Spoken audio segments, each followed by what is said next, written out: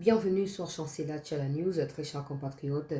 Merci de nous renouveler votre attention. Nous avons connu un petit souci de connexion, donc cette émission est en différé. Continuez à vous abonner massivement sur cette news, continuez à partager ces émissions et à les liker afin de sécuriser nos différentes sessions de live.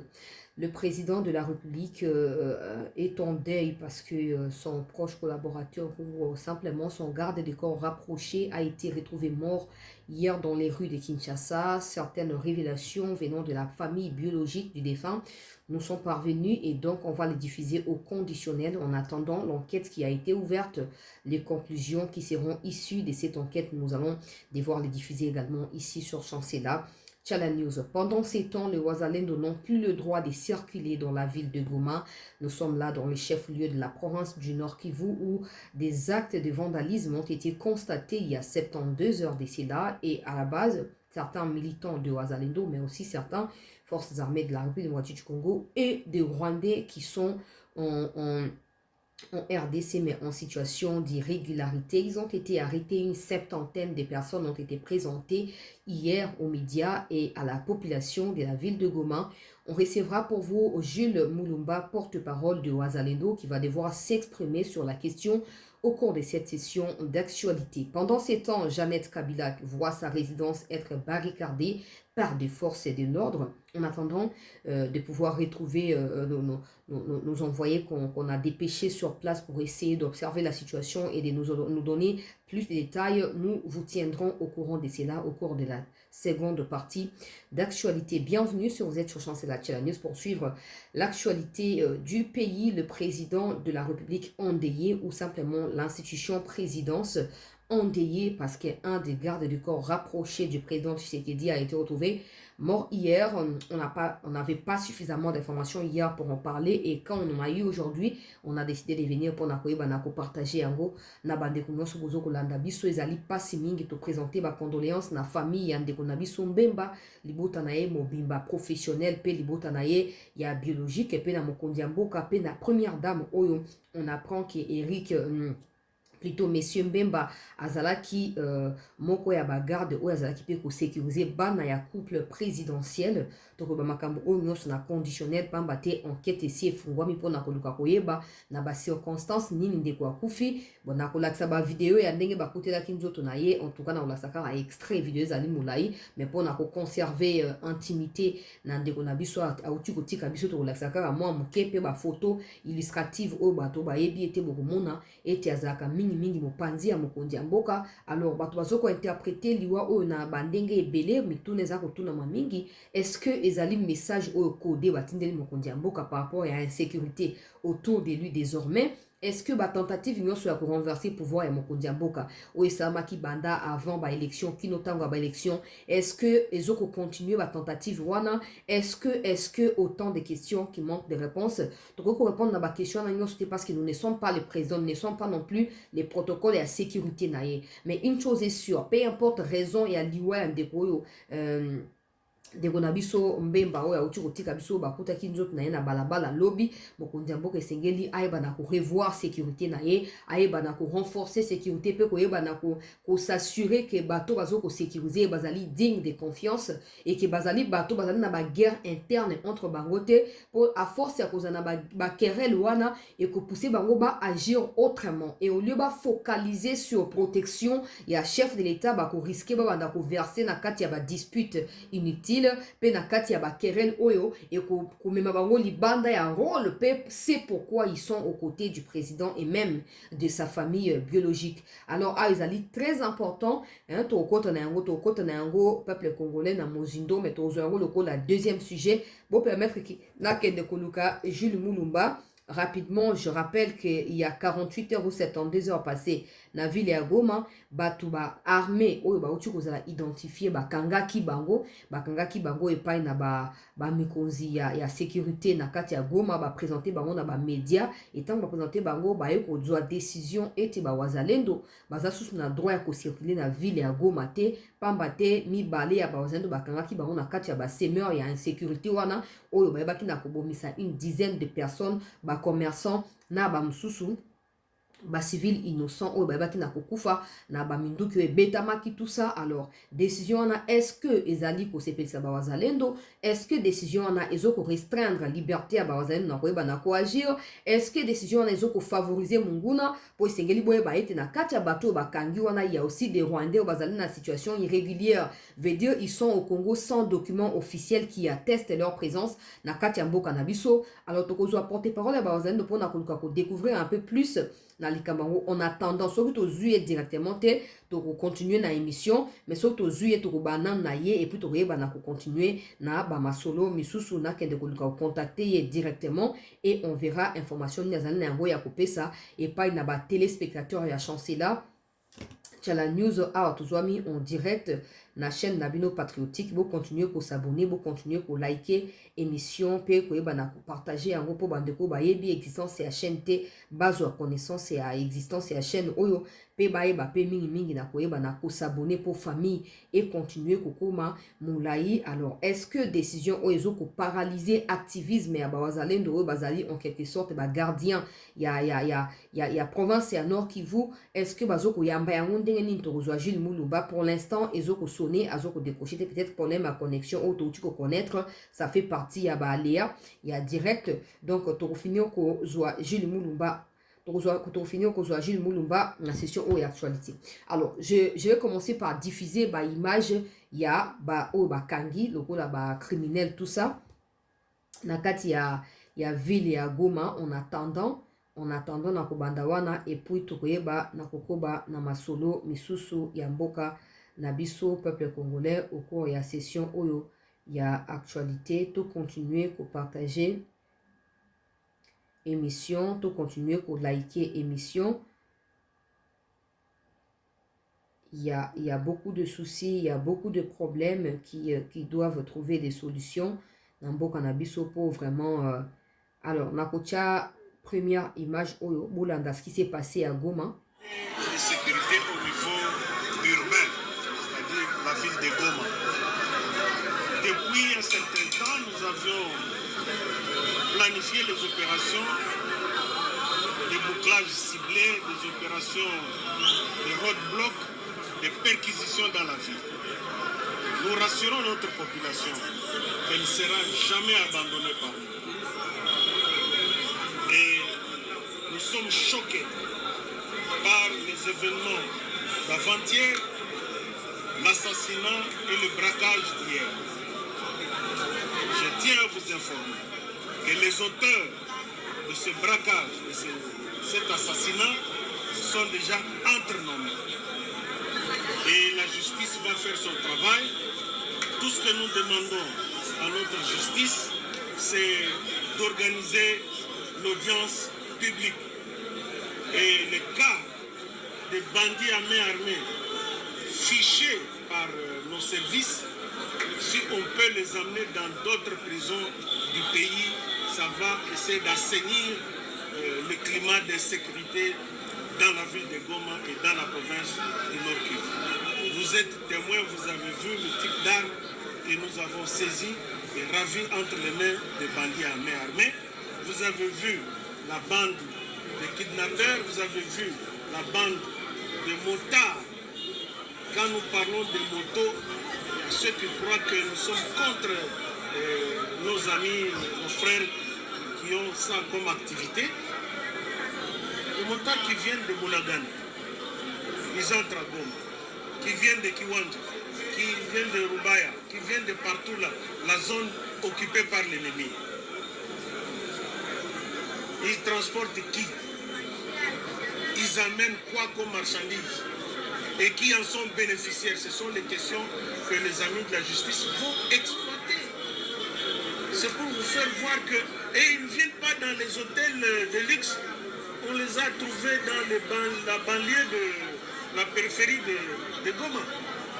Et encadrés, bien entendu, même si la prostitution n'est pas une infraction.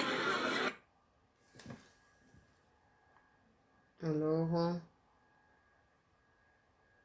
Gilles Mulumba nous appelle, donc on va le prendre directement pour ne pas perdre le temps.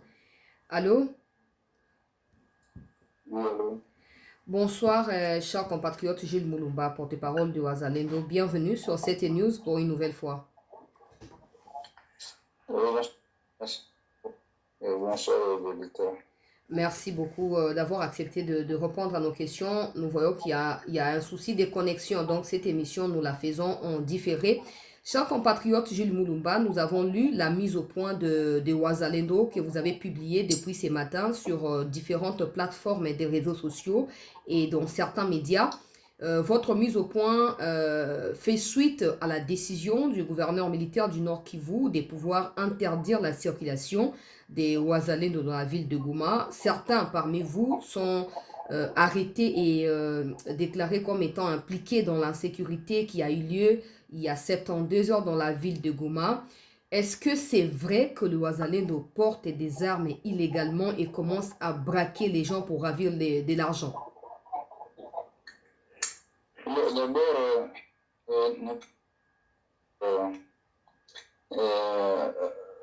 éclaircir l'opinion. Comme je l'ai dit tantôt, nous, on a pris les armes, donc,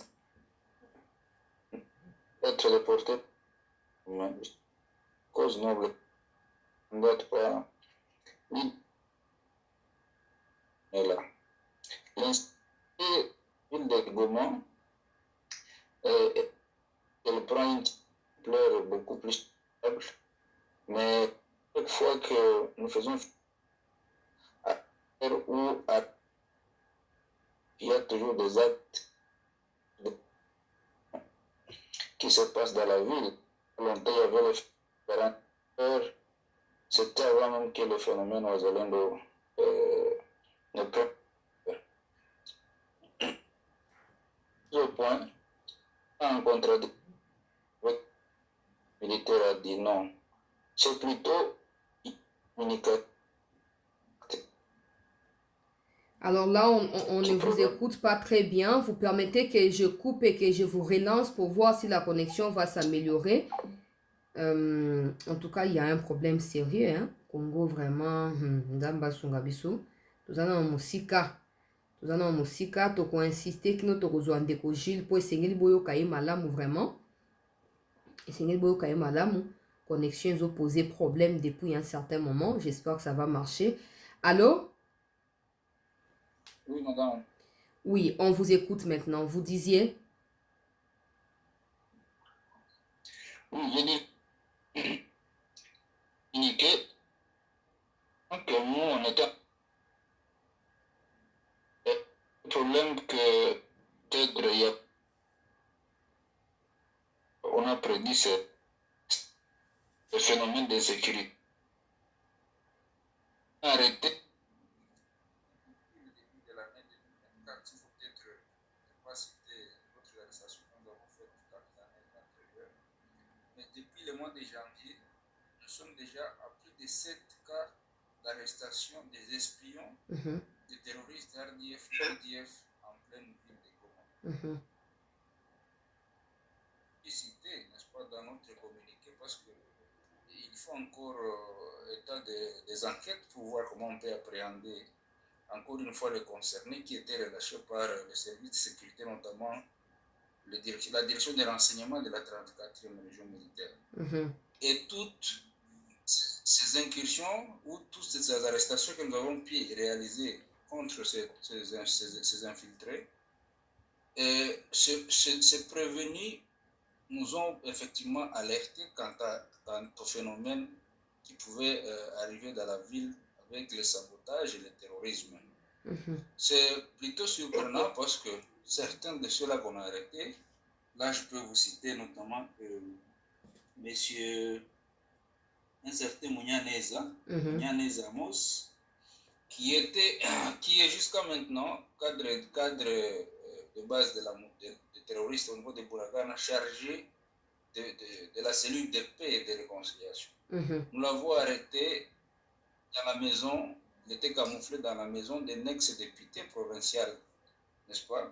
On l'arrête et comme nous n'avons pas de cachot, nous le tirons auprès de la direction des renseignements.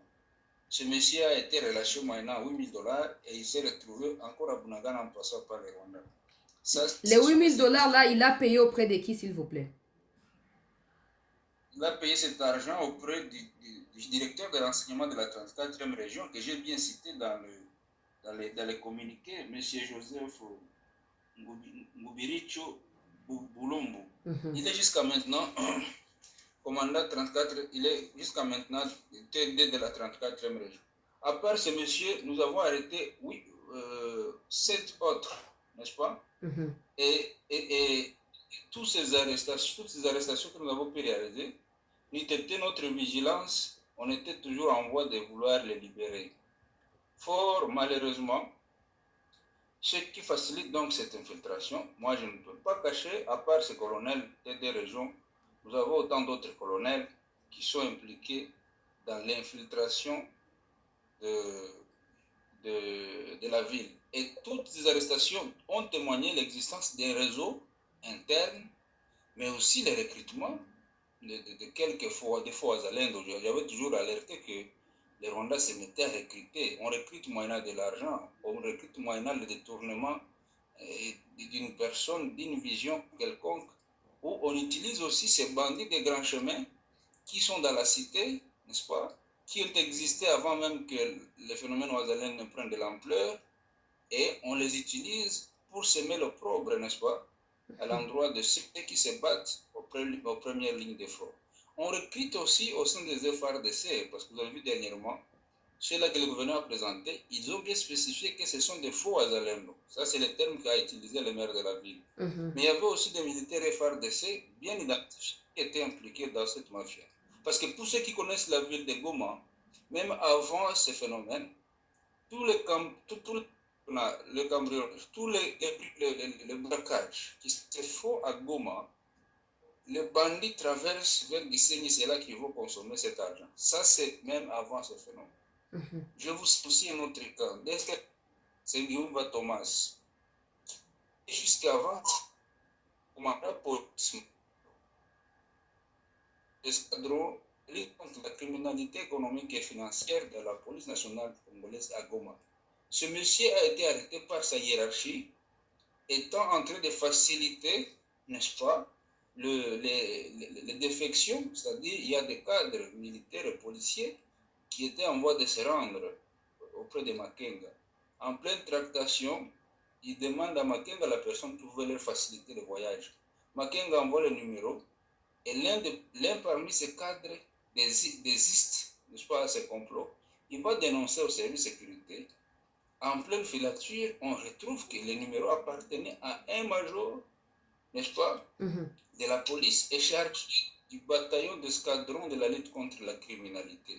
Il est maintenant arrêté et transféré à Kinshasa. Fort surprenant, quand on faisait, n'est-ce pas, la fouille chez lui, ce major, on a retrouvé des images en portant les tenues des RDF quand il était en mission de paix à Darfour sous le label des RDF. Donc, à la fois officier au Rwanda, et se retrouve au sein de la PNC avec le grade de major, et surprenant, il est chef du bataillon de lutte contre la criminalité. Comment est-ce que nous allons mettre fin à la criminalité alors que ceux qui ont la charge de lutter contre celles-ci sont effectivement ceux-là qui sont les auteurs. Donc comprenez que c'est vraiment un peu complexe cette situation, mais nous imputez, nous, ces cas, c'est peut-être vouloir jeter ou cracher sur nos efforts. Dès lors, nous sommes les premiers à dénicher et à arrêter ces complices ou ces infiltrés. À part les Amos que je vous ai dit, Munyaneza, nous avons pu arrêter Mucho Karubanura, qui a été arrêté le 31 janvier 2024. Il a été transféré, extradé par nos services de sécurité. Ce monsieur était chargé de recruter à Goma et de faciliter le transport des recrues de Goma vers Bunagana en passant par le Rwanda. Il a tout ça. Il y a M. Claude Munyaneza Kombe, qu'on a arrêté le 4 février 2023. C'est un capitaine des RDF. Nous l'avons arrêté quand il était en pleine mission d'infiltration et d'espionnage de la ville de Goma, après avoir commis les mêmes forfaits à Burungu et à Kichanga. Il y a M. Niiga Bambanza Pascal, que nous avons arrêté et remis au service de sécurité le 5 mars 2024 2024, alors je m'excuse, j'ai commis une erreur. Ce monsieur était aussi en pleine mission d'espionnage. Il y a Niram Mahirwe Sengyumba Eric, alias Mitisi, arrêté aussi en mars 2024. Malheureusement relâché aussi par les mêmes commandants des régions militaires. Mais quand ils les relâchent là, vous constatez qu'ils sont relâchés. Pourquoi vous ne vous adressez pas à la hiérarchie du même bataillon là pour essayer d'expliquer la situation et d'obtenir une suite favorable? On informe, madame. Donc, il y a une certaine complexité dans cette affaire qu'on ne saura peut-être pas dire ici, mais vous voyez à Goma trop souvent, dans cette guerre, quand un officier loyal, on les complique davantage, mais quand on est traître, on jouit d'une protection sans pareil depuis certaines hiérarchies. Ça, on a déjà dit tout ça, on ne sera pas peut-être se répéter. Oui, il y a M. Katamboué Faustin, que nous avons aussi arrêté le 24 mars 2024. Il était aussi cadre, il est cadre du même mouvement et chargé de l'infiltration, mais il est dans la cellule de mobilisation finale. N'est-ce pas? Il y a M. Géroudi Chamba Eli, qu'on a arrêté le 24 mars 2024. Ce monsieur, c'est aussi un cadre qui était en pleine ville de Goma, métamorphosé en enseignant, alors qu'il était en train de faire l'espionnage. Ça, ce sont des arrestations que nous avons pu faire au courant de cette année 2024. Alors, à Goma ou à l'intérieur de la province, dans les territoires? Dans la ville de Goma, c'est là que nous avons arrêté en dehors de la ville pour les capturer. On n'en a pas cité ici. C'est en pleine ville de Goma. Et chaque fois que nous réalisons des arrestations, nous les présentons auprès des services compétents et on en informe la haute hiérarchie. Mais comme les cachons, il n'y a que les cachons de la direction des renseignements ou les cachons de la direction des renseignements police ou militaire ou de l'ANER. Nous, on n'a pas de cachot et on ne peut pas conserver un prisonnier pendant 2 jours, 3 jours. Alors, comment est-ce que nous, on peut arrêter ces infiltrations et puis être à la base de cette insécurité? Vous vous sentez trahi par la décision? Vous vous sentez trahi par la décision du gouverneur Chirimwami? Non, non, on n'est pas trahi. Parce que d'abord, nous, on n'est pas, les Ouazalendo, on n'est pas des citadins. Nous, on ne vit pas dans la ville. On ne vit pas dans la ville. Plutôt, nous pensons que cette décision nous avantage aussi parce que même celui qui pouvait se promener dans la ville comprendra que ce n'est pas important et les responsabilités de cette insécurité vont retomber aux vrais auteurs et pas nous, aux Ouazalendo. J'ai même proposé qu'on devait démilitariser la ville de Goma de manière systématique parce que si nous sommes à la première ligne de front, c'est que les officiels ne peuvent pas ignorer, il y a des bagatelles de militaires FARDC qui sont en pleine cité, repliés à plusieurs kilomètres de front, et ils ne poussent pas un salaire qui ne sont payés pour causer cette insécurité. Donc, ils devaient chasser tous les militaires de la ville, les ramener à la ligne de front sur différents axes, mettre en place une équipe mobile constituée par au moins 2 bataillons organiques au-dessus de 1500 militaires déployés dans les périphéries de la ville de Goma qui font les patrouilles 24 heures sur 24 heures, dotés de moyens logistiques conséquents pour contraindre quiconque, n'est-ce pas, et ça, permettre pour tous ces réseaux que le Rwanda, effectivement, est en train d'installer dans la ville, mais aussi qu'on nous mette des officiers qui sont loyaux, qui ne compromettent pas, n'est-ce pas, les intérêts de la République moyennant. Vous dites que vous avez procédé à des arrestations depuis le début de ces mois. Vous avez signalé, vous avez cité même les noms des gens que vous avez pu arrêter. Et vous dites en même temps que vous n'êtes pas des citadins et pourtant vous les avez arrêtés dans la cité ou dans la ville. Aujourd'hui, si vous n'êtes plus dans la ville, comme vous dites que la décision peut-être vous arranger, ça veut dire que s'il y a encore des magouilles du genre dans la ville, vous ne serez pas en mesure de les arrêter. Et même les autorités, peut-être la situation va les échapper aussi. Donc, l'insécurité va continuer. Non, non, nous, on n'est pas dans la ville, mais nous avons un service de renseignement beaucoup plus puissant, si je peux le dire, beaucoup plus efficace. Parce que même ces arrestations que nous avons pu réaliser, on ne les a pas réalisées étant dans la ville. Nous avons nos renseignements. De cas, il y a une infiltration signalée. Nous, on demande l'autorisation auprès de l'autorité compétente pour qu'on descende et réaliser une arrestation. Et à peine réalisé, nous remettons la personne arrêtée auprès des services. On n'est pas permanent en ville. Les vrais Ouazalendo, c'est nous qui bouclons la cité de Sark. Voilà pourquoi l'ennemi n'a pas pu être capable d'y fouler les pieds. Nous avons bouclé la profondeur du parc national de Virunga Silax et Kibumba. Voilà pourquoi toutes les tentatives de l'ennemi depuis une année sont vaines pour contourner et occuper et assiéger la ville par le parc.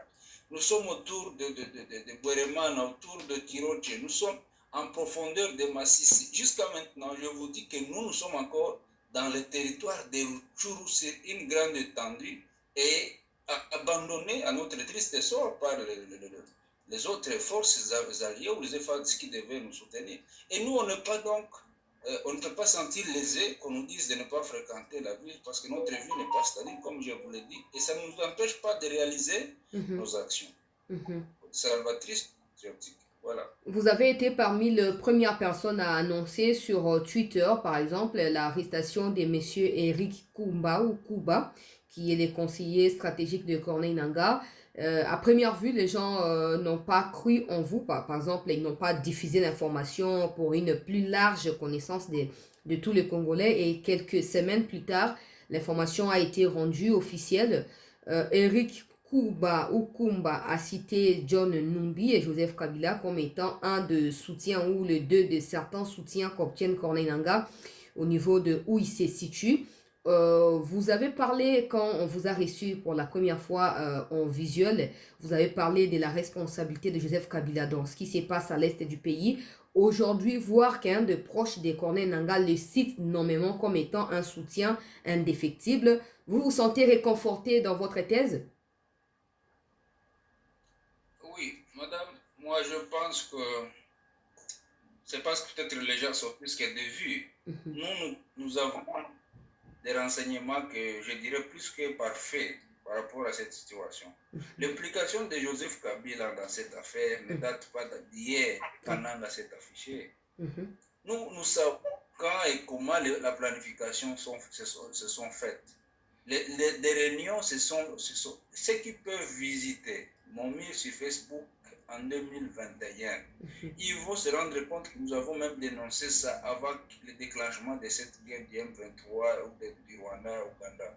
Des réunions se sont faites à Goma, des réunions se sont faites à Lubumbashi.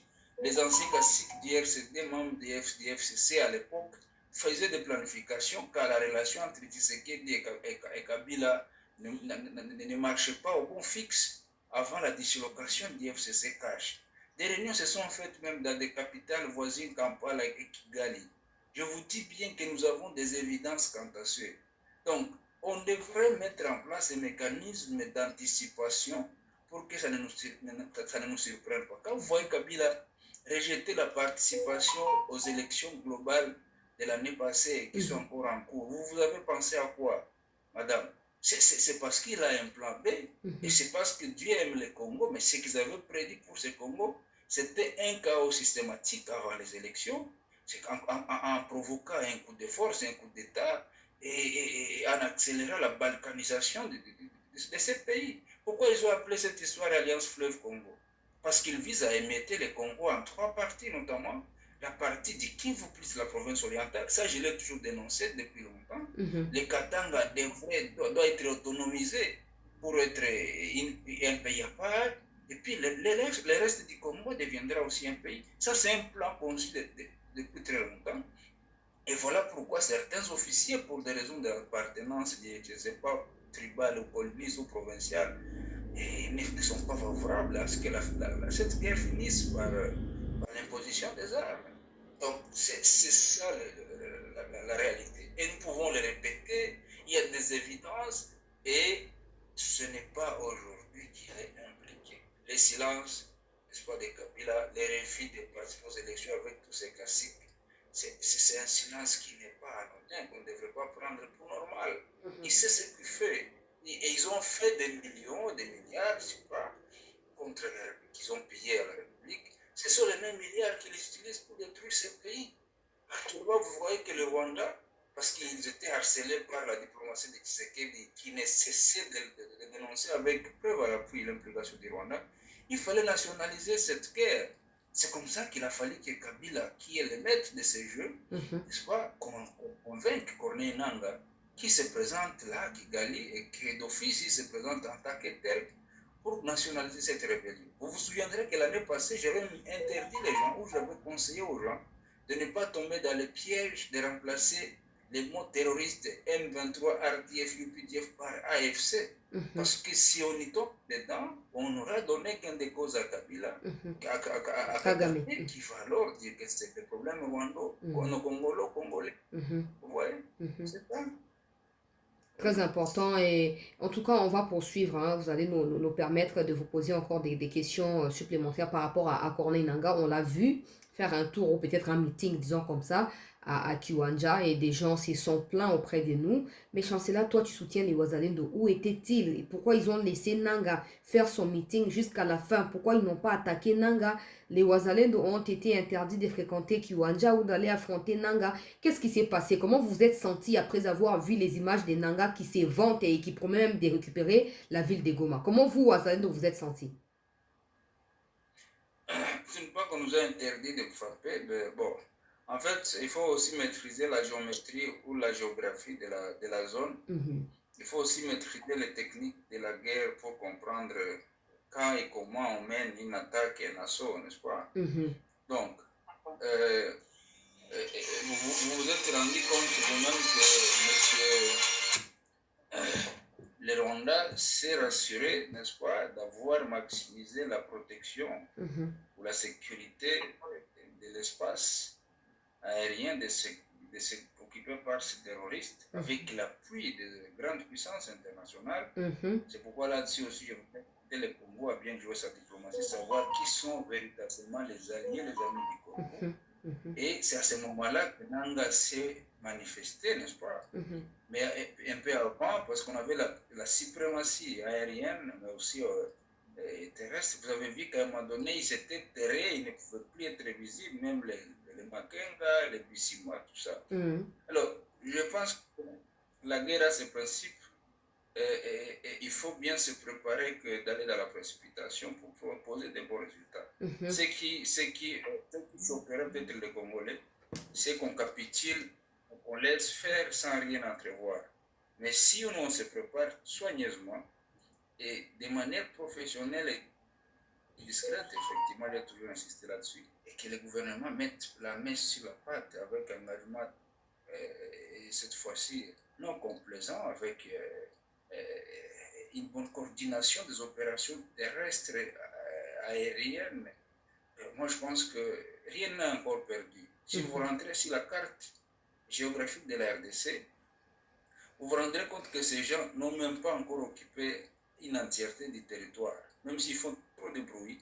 Les territoires de Rutshuru comme de Massissi ne sont pas encore occupés par ces gens. Vérifiez très bien, vous vous rendrez compte que Massissi, il n'occupe que l'artère principale, cherche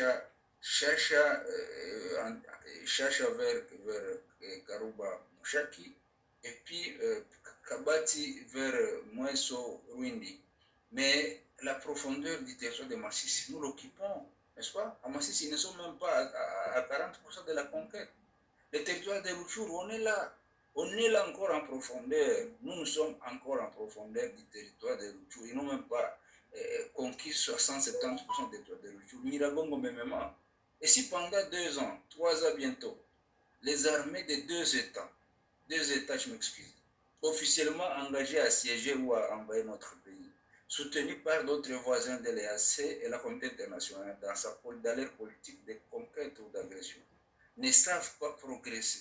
Parce qu'il y a la jeunesse non armée, parce qu'on n'a pas assez de moyens militaires pour dire qu'on est vraiment armé, au même titre que. Imaginez-vous, effectivement, si on y mettait du sérieux et que toute cette jeunesse combattante était en possession des armes et de tout le nécessaire possible. Cette guerre, nous allons la gagner, je pense, malgré que ça fasse un peu de temps pour que nous la gagnions. Nous allons la gagner parce que ces gens-là ne sauront pas vraiment nous vaincre. Ne sauront pas nous vaincre. Malgré le chantage de M. Corneille Nangaa, il ne saura pas. Il ne saura pas, je vous l'ai dit. Parce que Et même Eric quand vous avez... Kumba a révélé que Corneille Nangaa, à travers Joseph Kabila et John Numbi, s'occupait pas seulement de renforcer les rangs de M23, mais aussi de déstabiliser l'armée congolaise à travers des officiers qui sont encore redevables à Joseph Kabila au sein de l'armée. C'est tout ça, en fait, ce sont des révélations que j'avais déjà faites. Moi, je parle avec des évidences. Ça, c'est correct. À un moment donné, j'avais même dit que notre armée était stratifiée. Bon, je n'en vis personne. Non plus, je n'en veux à personne. Mais la réalité, elle est telle. Notre pays, dans toute sa grandeur, dans toutes ses potentialités, nous sommes capables et nous serons capables de gagner cette guerre. Mais nous devons effectivement savoir qui fait quoi, comment et quand. Il faut savoir où est-ce que tu as soin pour que tu te rassures que tu as puisé de l'eau et tu as ramené cette eau à la maison. Sinon, tu risques d'épuiser dans une vase trouée et tu ne sauras rien amener à la maison. Voilà. Alors, Rwindi est tombé et quelques officiers ont été invités d'urgence à Kinshasa pour être écoutés. Après, certains ont été rapidement relâchés. Et on apprend également que autour de ce qui s'est passé réellement pour que Rwindi soit tombé, la MONUSCO a contribué également à la chute de Rwindi parce que MONUSCO était présente à Rwindi et MONUSCO a abandonné même certains de ses matériels qui ont été par la suite récupérés par l'armée terroriste rwandaise. Vous nous confirmez cette information? Oui, mais nous sommes maintenant à plus de 20 ans de la présence de la communauté internationale, le Congo, au motif de la stabilisation. Donc, c'est à nous de tirer les conséquences et d'en faire le bilan si on a été stabilisé, si on a été protégé ou si on a plutôt été systématiquement massacré. Donc, réveillons-nous. J'ai toujours dit aux Congolais, notre salut viendra de nous-mêmes. Dans notre langue maternelle, on dit, n'est-ce pas, l'assistance du voisin arrive toujours après la fin de la pluie. Tant que les Congolais comprendront que ce sont les autres qui viendront nous faire la paix, ça ne viendra jamais. Nous devrions nous engager avec un esprit patriotique, avec une détermination sans pareil, et nous allons gagner cette guerre le lendemain. Mais tant qu'on compte encore sur les autres qui nous ont toujours montré qu'ils ne sont pas avec nous, dans toutes leurs manières d'agir, ils ont montré qu'ils ne sont pas avec nous. Donc c'est nous qui continuons à leur commander la bienveillance ou la bienfaisance qui n'ont jamais témoigné à notre égard. Donc c'est en quelque sorte être complice de notre propre malheur. Hein? Vous ne pouvez pas souffrir du poison et aller solliciter la guérison auprès de celui qui est empoisonné. N'est-ce pas? La situation du Congo, elle est internationalement conçue. Les acteurs locaux, nationaux et internationaux sont connus. Nous devons alors choisir notre camp. Et non pas continuer à accepter qu'on nous joue l'hypocrisie sciemment alors que nous en sommes suffisamment informés. Rwindi est tombé, oui. Il n'y a pas de nouveau que je peux vous révéler. C'est au vu et aussi de tout le monde. Il n'y a pas de nouveau. C'est plutôt quelque chose de prendre des conséquences qui s'imposent, c'est tout. Parlons de la complicité en mal de la communauté internationale, par exemple, lors de la commémoration de ce que je refuse de qualifier de génocide de tout ce qu'on appelle au Rwanda là-bas, j'appelle ça simplement massacre des Rwandais.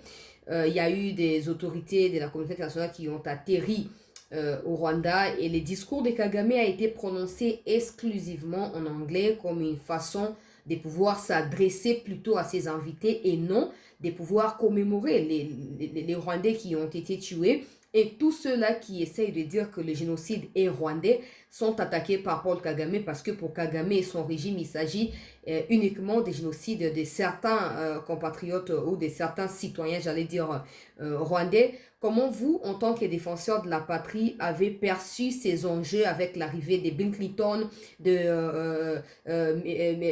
président de la Commission de l'Union européenne, dont le père a contribué d'une manière ou d'une autre à ce qui arrive au Congo à travers Joseph Kabila, et d'autres autorités qui sont venues, les présidents de l'Israël, tout ça. Comment vous avez perçu cette cérémonie et comment vous réfléchissez à la suite des choses à proposer, par exemple, au gouvernement? La commémoration du génocide comme tu l'as dit, moi-même, je ne suis pas d'accord avec l'appellation génocide des Tutsis, parce que nulle part où une guerre qui oppose deux personnes, même dans la vie courante, les plus puissants qu'ils soient, qui te frappent, toi les plus faibles, tu ne manques jamais à les gifler au moins un seul coup. Exactement. Il peut te faire 10 coups, mais tu lui as fait aussi une gifle. C'est ça. Et c'est ce qu'on doit tirer au clair. J'ai vu avec toute hypocrisie qu'ils l'ont fait, mais l'envoyé des États-Unis a dit que à ce mémorial reposaient les armes de Hutu, Tutsi et Toa, n'est-ce pas? Et on doit aller à la raison, on doit revenir à la raison. Effectivement, appeler ce massacre qui a concerné 3 peuples, l'appeler génocide ou massacre, ce n'est même pas un génocide, c'est un massacre, parce que ça concerne 3 peuples. Le génocide, c'est spécialement un peuple. Ça, c'est un de deux. Quand nous essayons de rétablir la vérité sur cette histoire, cette tragédie rwandaise, les gens ont tendance à nous coller quoi que ce soit, nous qualifier de Rwandais. Mais la réalité est laquelle, madame? Maintenant, le Rwanda est habité par environ 12 millions d'habitants. Si vous rentrez dans les archives vers les années 94, le Rwanda était habité par moins de 600 millions d'habitants et les statistiques établies par communauté faisaient état de 1% des pygmées, les Tois, tu vois, et 85% de Hutus et 14% de Tutsis. Dans les calculs, sur 5 500 000, 14% font état de 770 000 habitants. 770 000 habitants, les rapports des Nations Unies font état de 800 000 morts. Les rapports de l'IFPR font état de 1 million de morts. Ça signifie qu'il y a 1 million de morts. Donc, unique d'une seule communauté Tutsi. On avait massacré à la fois tous les Tutsis. Il a fallu trouver le surplus de quelques 230 000 âmes. On les a trouvés pour bien les ajouter là-dessus. Et la preuve, c'est que les statistiques dans ce pays n'ont pas plutôt changé parce qu'actuellement, le Hutu serait à 84%. Ils ont plutôt diminué de leur pourcentage qui était de 85%. Les Tois sont restés à plus ou moins 1%. Et les Tutsis sont passés de 14 à 15% de la démographie rwandaise. Ça, ce sont des données scientifiquement vérifiables que je donne. Je n'invente pas. Et donc, on doit être sérieux que les massacres ont concerné tous les Rwandais dans une certaine proportion de Tutsis, de Hutus et de Pygmées. Un autre aspect qu'il faut relever par rapport à cette histoire. Kagame a inventé un mensonge et une ruse sans pareil en imposant aux Rwandais qu'il n'y avait pas de tribus au Rwanda, n'est-ce pas? Allant jusqu'à dire qu'ils sont tous des Banyarwanda, madame. Mais quand il faut commémorer le génocide, on dit génocide contre les Tutsis. Au Rwanda, nous qui sommes d'ici à l'Est, nous savons vous dire que quand tu dis moi je suis Hutu, on t'arrête, on dit que tu as l'idéologie du génocide. Quand tu dis moi je suis toi, on dit tu as l'idéologie du génocide. Quand tu pointes le doigt à quelqu'un pour lui dire toi tu es quand même un Tutsi, on te dit tu as l'idéologie du génocide. Donc on interdit aux autres peuples de se prononcer sur leur appartenance, mais on commémore quand même un génocide d'un peuple qui n'existe pas parce qu'ils sont tous censés être Banyarwanda. Ils sont allés jusqu'à inventer une mythologie, disant que ces 3 peuples sont nés d'un même père, on appelait Banyarwanda, et qui a donné naissance à un fils qu'on appelle Gahutu Gatwa Gatutsi, et qu'il avait légué le pouvoir de dominer sur les autres à Gatutsi. Et que ces Gatutsi devaient dominer les autres, voilà pourquoi les autres peuples doivent se soumettre. Ça, je vous dis, c'est même écrit dans certains ouvrages idéologiques d'IFPR. Vous comprenez? Il y a même une autre mythologie qu'on a inventée sous le régime de Kagame un peu avant, qui dit qu'il y a un peuple qui est venu du ciel pour venir dominer sur les autres. Voilà pourquoi les autres doivent se soumettre. Ça, ce sont des ruses, des mensonges, des fabrications du régime d'IFPR. Alors, nous pensons que si on veut faire la paix, même si la communauté internationale pense qu'il faut imposer une certaine minorité sur la majorité, ce qui n'a pas pu réussir au Congo et qui ne réussira jamais, on ne peut jamais bâtir la paix sur les mensonges, on ne peut jamais bâtir la paix sur les sangs des innocents. Heureusement qu'il y a ces Tutsis. rwandais de leur État qui s'opposent et qui dénoncent ouvertement cette politique machiavélique de Kagame dans la région des Grands Lacs. Il y a aussi des Tutsis au Congo qui disent non, et non, on n'est pas d'accord avec toi, tu nous as massacrés. Et voilà pourquoi, et même pour des victimes, vous n'ignorez pas le célèbre chanteur Kizito Mihigo, qui est un rescapé du génocide dont les parents sont morts au génocide, soi-disant. Mais il est mort pourquoi Kagame l'a abattu froidement parce qu'il dénonçait, n'est-ce pas, qu'il y a aussi des Toits et des Hutus qui sont morts. Donc la communauté internationale doit éviter cette hypocrisie. Madame, il y a des grands dignitaires qui ont même soutenu Kagame comme une certaine famille d'un certain Rwigara qui est un grand dignitaire au Rwanda, qui a financé Kagame. Mais quand il a dit non, ce que tu fais contre le peuple rwandais, Hutu, Tutsi, toi confondu, ce n'est pas bon, Kagame l'a zigouillé. Et dernièrement, c'est sa fille qui est morte. Vous avez vu comment on avait humilié ses enfants, les arrêtant brutalement, en les dénudant, même en partageant leurs images dans les réseaux sociaux il y a pas quelques temps. Donc c'est un régime de tyrans qui n'a pitié de personne et qui se fait plutôt défenseur d'un peuple qu'il a lui-même martyrisé. La solution est là. On doit cesser avec l'hypocrisie. On doit cesser de soutenir des régimes tyranniques, sanguinaires dans la région au motif de quelconque génocide. Il y a un autre aspect que peut-être j'allais oublier. Savez-vous que vers les années 90 ou 93, 94, pendant que les FPR sévissaient dans les maquis au Rwanda, 3 présidents de la sous-région des Grands Lacs ont été abattus par la politique de Kagame Museveni, notamment le président rwandais, Habyarimana, le président burundais, Cyprien Danediamira, qui sont tous morts dans un même avion quand ils venaient de signer les accords d'Arusha. À cette même époque, même Mobutu était censé mourir avec les 3 présidents pour en faire d'une pierre 3 coups. Dieu est dans Mobutu. À l'époque, notre président Zahir n'avait pas participé aux assises d'Arusha. Et 3, 4, 5 mois avant, c'était le président du Burundi qui était démocratiquement élu, Melchior Ndadaye, qui avait aussi été abattu froidement dans la pleine capitale de Bujumbura. Ça signifie qu'il y a 3 présidents tués par les mêmes sanguinaires Kagame et Museveni, et ça a déclenché effectivement ces massacres. Mais la communauté internationale a toujours ignoré le sang de ce président pour nous chanter génocide. On est tous congolais maintenant. Admettons qu'il y ait une certaine tendance politique ou idéologique ou communautaire qui s'élève et qui abatte l'avion de notre président. Je ne le souhaite pas. Quel serait le comportement des 71% des Congolais qui ont voté pour le président de la République, Félix Tshisekedi, 73% qui ont voté pour le président Tshisekedi? Allez-y comprendre. Donc, on semble avancer des conséquences que de se préoccuper, n'est-ce pas, des causes. Et voilà pourquoi on n'a jamais trouvé la paix ou la solution à ces problèmes qui gangrènent notre État. Un autre aspect que je peux soulever, au même moment, vers les années 90, il y avait des rébellions qui sévissaient dans la région. La rébellion des CNDD-FDD au Burundi qui vengeait le sang de leur président abattu froidement, et la rébellion de Kagame qui sévissait au Rwanda au motif de chasser un régime dictatorial. Mais à la fois les Européens, les Occidentaux ont prôné le dialogue, tant au Rwanda qu'au Burundi. Les Burundais, qui sont le peuple pacificateur qui ont conquis le pouvoir à cette époque, n'est-ce pas, les Hutus du Burundi, ont accepté d'appliquer à la lettre les accords d'Arusha, n'est-ce pas? Mais Kagame, sanguinaire de son État, soutenu par Museveni et les puissances internationales, a foulé aux pieds les accords en abattant même le président qui venait de les signer. Voyez-vous? Et là, on nous dit démocratie, on nous dit droit de l'homme. Là où on soutient un président qui vient de faire plus de 30 ans au pouvoir, ayant commencé par Tigo, son prédécesseur et son collègue, et qui foule au pied tout le droit de l'homme au Rwanda, les droits de la femme, et ainsi de suite. Les Museveni, là, qui vient de faire 40 ans au pouvoir, alors qu'il chassait Idi Amin, qui venait de faire à peine 8 ans au pouvoir. C'est quoi la démocratie à l'occidental?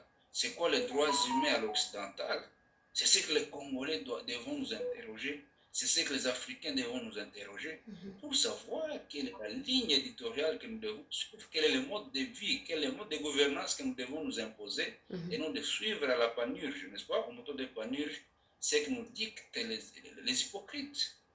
Voilà, justement parlant de l'hypocrisie, pour peut-être conclure votre intervention sur Chancela Tchala News, La communauté internationale appelle le gouvernement congolais à cesser de soutenir les Wazalendo. Je ne sais pas en tout cas leur compréhension du mot Wazalendo. Peut-être qu'ils pensent que c'est un groupe d'individus qui prennent des armes, mais en réalité ce n'est pas ça. En réalité, c'est tout patriote congolais qui se défend. On regarde l'article 63 de la Constitution de notre pays. Vous particulièrement, quand la communauté internationale, à travers les États-Unis, son ambassadeur au Conseil de sécurité, qui a demandé à la RDC de cesser de soutenir les Wazalendo, et le président a réagi quelques jours plus tard sur les mondes médias occidentaux également pour dire que les Wazalendo, c'était des Congolais qui sont d'abord des victimes de la manigance des Kagame et de ses intentions expansionnistes.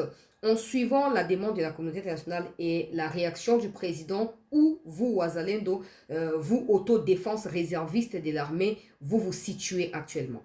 Vous êtes sous pression, vous voulez abandonner, comment vous vous sentez?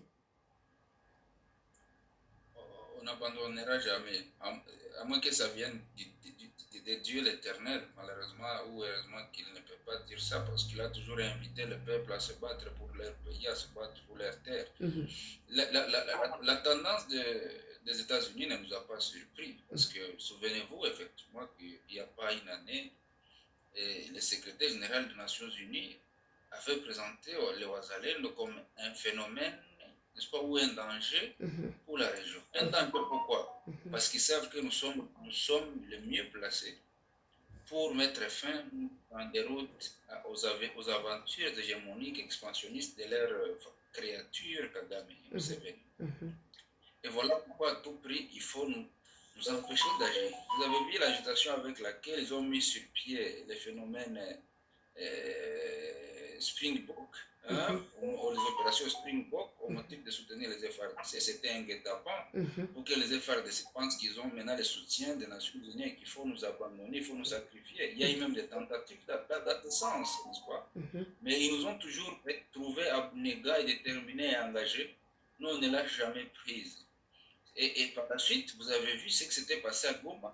Un phénomène inédit où une église se prénomme Wazalendo, ce qui n'a jamais existé, et se lance à la manifestation contre les Nations Unies, suivi par des massacres à grande échelle, où on a dit que ce sont les Wazalendo qui ont affronté les FARDC, la MONUSCO, jusqu'à en faire autant de morts.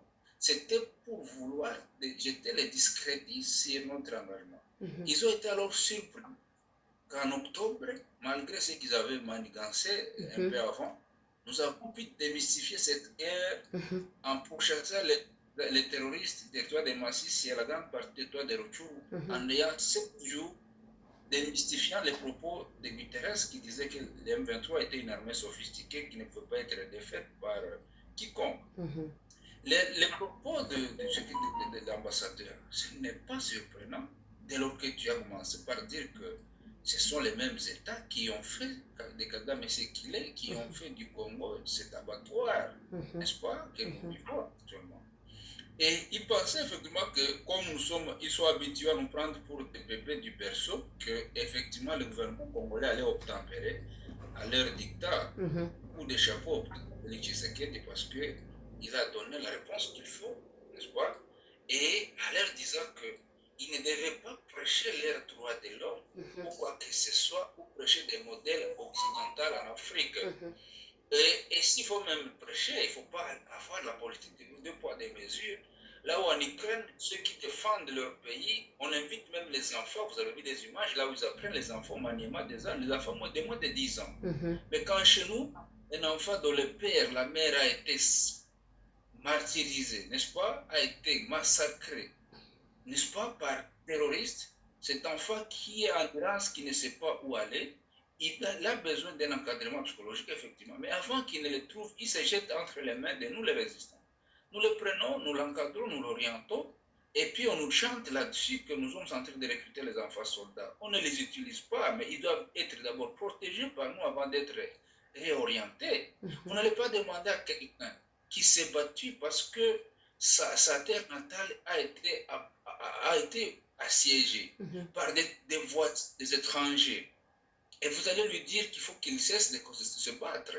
Vous allez dire au gouvernement de dire à la personne en question de ne pas se battre. Ça serait considéré comme la haute trahison. On a donner toute la chance à cette communauté internationale de nous ramener la paix. 17 000 militaires de casque bleu dotés d'un budget de plus de 2 milliards de dollars pendant 20 ans, ils n'ont pas pu nous sécuriser, madame. Nous, notre vocation n'était pas d'être turquisards. On est né à 9 mois, on a étudié. Ceux qui n'ont pas eu la chance d'étudier sont des courageux cultivateurs. Nous pouvons vaquer à d'autres occupations que de prendre les armes. Mais pourquoi nous avons pris les armes? Parce qu'il y a un problème qui gangrène notre vécu quotidien et dont les auteurs sont principalement cette communauté internationale. Et donc, si nous avions foutu la paix, il n'y aurait même pas un seul résistant dans ce pays. La résistance est justifiée par quoi? C'est par l'agression. Et ils doivent donc cesser de nous imposer la mort et nous dire qu'il faut croiser les bras et mourir doucement comme des agneaux. Nous ne sommes pas des agneaux et on n'acceptera jamais ça. Voilà. Voilà, un dernier message, peut-être que vous n'avez pas pu les dire, vous avez quelque chose d'autre à ajouter que vous n'avez pas su les dire. On sait que la plupart de vos chefs, peut-être pas vous, mais la plupart des chefs Wazalendo ou des chefs des autodéfenses sont à Kinshasa sur invitation du gouvernement, selon nos informations. C'est peut-être pour être consulté par la première ministre, c'est pour quoi vous avez une information. Je sais que vous n'êtes pas avec eux, mais vous êtes leur porte-parole, vous pouvez toujours nous clarifier. Madame, peut-être que je ne saurais rien dire là-dessus parce qu'officiellement, je n'ai pas un message officiel à dire aux médias. Okay. Attendons s'ils ont été reçus, nous saurons les retombées de leur invitation si effectivement ils s'avèrent qu'ils sont là. Ça ne va pas s'ignorer, mais je pense que ce n'est pas peut-être opportun de dire quoi que ce soit dès lors qu'officiellement je n'ai pas eu mandat d'en parler ni connaissance. Et des fois même, s'ils sont là ou pas, nous devons apprendre à voir sur des cuisines internes. Parce que l'ennemi guette de partout, ils veulent toujours avoir des prétextes, des alibis pour nous barrer la route, pour nous bloquer les mains. Et des fois, je pense qu'il faut avoir une autre attitude. Donc, par rapport à cette situation, je n'ai pas vraiment beaucoup d'évidence. Attendons le moment opportun. Voilà, Gilles Moulumba, je rappelle que vous êtes porte-parole de Wazalendo. Je vous remercie d'avoir accepté de répondre à nos questions et peut-être dans une prochaine interview. Oui, merci madame, je vous remercie aussi, je remercie vos auditeurs. Merci beaucoup, bon week-end à vous aussi. Voilà, peuple congolais, Jules Moulumba, porte-parole de Wazalendo, Yewana Tochu Kouzoye. J'espère que ma question est belle. Botuna Kingai, dans 40 minutes, on a réussi à en parler. Kouzoye prochainement, en tout cas, on a actualité qui évolue, total et on a pour rappeler peut-être prochainement pour la comme sous.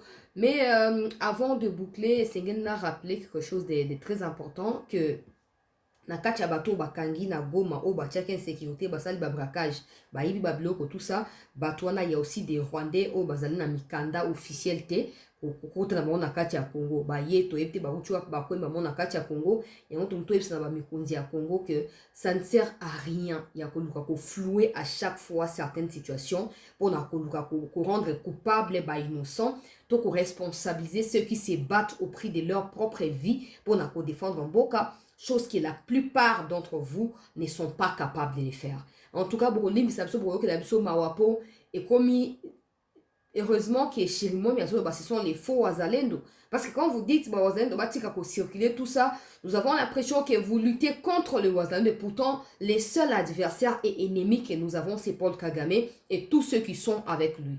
Qu'on ça la hypocrisie, qu'on s'est trompé des cibles et qu'on poussait sur ça la erreur et belé, et qu'on s'auto-détruire au lieu de se reconstruire et de se rendre solide et capable. Il y a qu'à défendre Mboka Nabiso. Nous avons la deuxième partie à l'émission pour comme déjà 1 heure. Nous avons la deuxième partie à l'émission pour Nakoloba. Nous avons vérifié les informations. Dans la résidence, il y a Jeannette Kabila où ils allaient encercler. Sauf que nous avons eu l'information sur la deuxième partie. Et dans la deuxième partie, nous avons diffusé audio oyo. Nous avons flashé pour voir que nous avons eu l'information. Nous avons liwa ya garde de corps ya mokundi ya mboka. Nous avons eu conditionnel en attendant que l'enquête aboutir. Écoutez ça juste pour quelques secondes. Et puis, là, c'est la mère du défunt. C'est la mère de notre compatriote qui a été retrouvée mort hier. C'est elle qui pleure. C'est le bon président, bah, voyage, bah, quand j'attends mon lacana, andatambola na bana président azolakisa bango na Kinshasa azolakisa bango Kinshasa mobimba soki babengi akei soki bazoya babengi akei kotambwisa bango balobaki il faut kozwa mwana ndako. Voilà, je vais diffuser l'intégralité. Il y a information où on a deuxième partie et c'est là que vous allez découvrir. En tout cas, je ne dis pas que c'est pour ça qu'il a été retrouvé mort, mais ça fait partie de ma piste et qu'il faudrait plutôt absolument explorer pour s'assurer que et là qu'on échappé enquêteur bazo ko travailler sur les dossiers. Je réitère encore ma condoléance na famille de Konabi Sombemba, pe na président de la République Oyamoni, proche collaborateur na ko perdre vie na circonstances qui ne sont pas élucidées. Jusque-là, le président est de retour au pays. On en parle en long et à large au cours de la seconde partie d'actualité. Restez en attente et merci d'avoir suivi cette première.